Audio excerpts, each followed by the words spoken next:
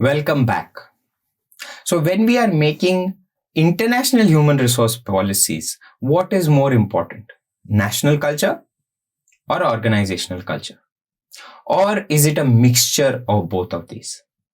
Well, if you think about it, we spoke about an element of Hofstede model, which was collectivism, where we think about the greater good of everybody around. I take into consideration all stakeholders.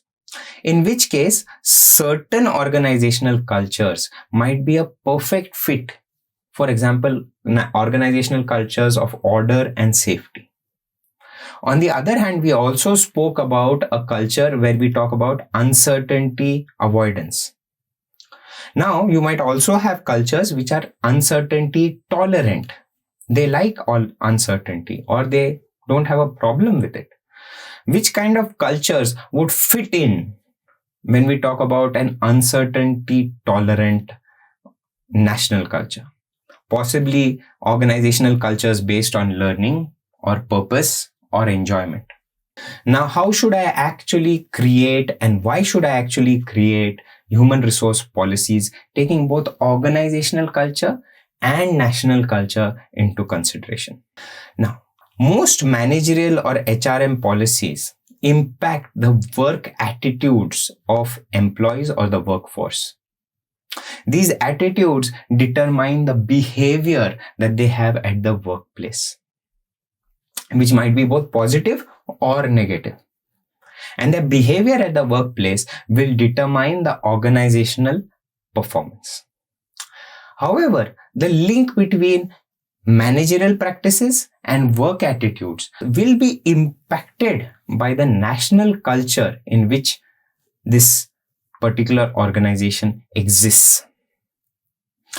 Because for the simple reason that most organizations don't exist in a vacuum. They are impacted by the country in which they are operating.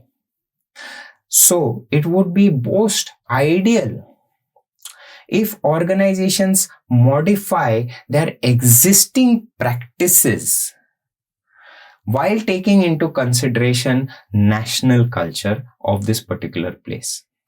Let me give you an example of culture and its impact on compensation practices. Most MNCs that operate in countries with high levels of uncertainty avoidance may be advised that your compensation practices or your compensatory practices should be more certain. Try to avoid things like only bonus-based or commission-based salary. What might really work there is seniority-based or skill-based compensation. What about MNCs that strive or have practices or try to promote a culture of greater productivity, often through the use of individual incentive compensation? So the results of research on the pay for performance studies that have been done suggest that individual incentive compensation practices have a better fit in countries that have higher levels of individualism. In countries that have a higher level of collectivism, individual incentive-based practices do not often work. We can also talk about compensatory practices in the form of social benefits and social programs. While there have been a lot of studies around this, results suggest that in countries with higher levels of masculinity, there is less use of things like flexible benefits, workplace childcare programs, or career break schemes, and maternity leave programs. However, in countries which have high femininity, these practices are not only used more often, but they are also appreciated more. We also need to consider that should we do this only for certain levels or for all levels? What happens when there is masculinity or femininity and uncertainty avoidance? This will change the way people perceive these management practices. What about compensatory policies, that practices that we spoke about, such as ESOPs or stock ownership? These practices are more in congruence with countries that have high levels of individualism and lower levels of uncertainty avoidance and lower power distance. Let me give you a very simple example of this. A lot of people have started investing now in the stock market in India because there is high uncertainty in the stock market. And when companies decide to give ESOPs, which are often tied to the stock price, people may not actually appreciate it, or they may not feel rewarded or motivated just because they have got ESOPs. What about practices that are supposed to improve empowerment of employees?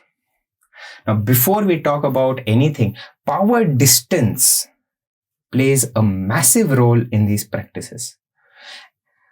Power distance, when very high, will have an impact on how employees participate and respond to different empowerment practices. There are differences also between countries where, for example, India, where you would prefer a hierarchical structure, versus countries which have a low power distance, where people prefer a more flat organizational structure. Both individualistic and collectivist societies perceive continuous improvement programs very positively, but these might be for different reasons.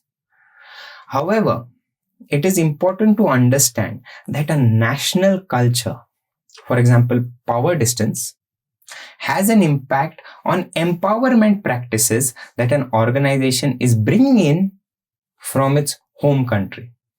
Let's take the example of 360-degree feedback that is often touted as a silver bullet. Do you think it will work in countries which have high power distance? What about countries that have a high power distance and are collective? Will there be a difference between countries that have high power distance but are more individualistic?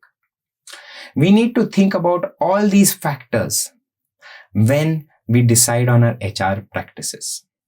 In summary, the key thing that I want you to take away from this video is home country HR practices do impact work behavior, which will lead to performance or organizational performance. However, these home country practices need to be modified based on the national culture of the host country in order to get maximum value. Thank you very much, and I shall see you in the next video.